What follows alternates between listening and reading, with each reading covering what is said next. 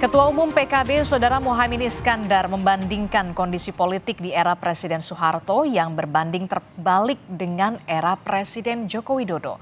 Hal itu disampaikan oleh Caimin saat sambutan dalam Mukernas PKB di JCC pada Selasa kemarin.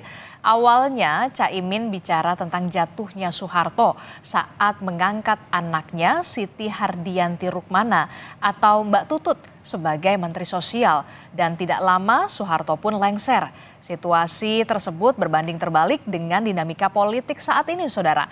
Caimin bilang meski Jokowi berhasil menjadikan putranya Gibran Rakabuming Raka sebagai wakil presiden terpilih, sang presiden tetap aman-aman saja.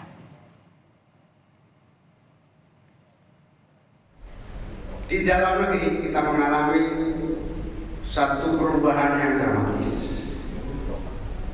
Dulu kita tidak pernah membayangkan Pak Harto yang sekuat itu saja baru ngangkat Mbak Tutut jadi Menteri Sosial aja sudah jatuh. Hari ini Pak Jokowi bisa menjadikan anaknya presiden dan aman-aman saja. Apa? Jadi apa? Wakil presiden. Tadi ngomong apa? Wakil presiden. Aman-aman saja. Tapi kita bersyukur apapun perubahan dramatis itu, alhamdulillah Indonesia masih aman, nyaman, damai dan bersatu.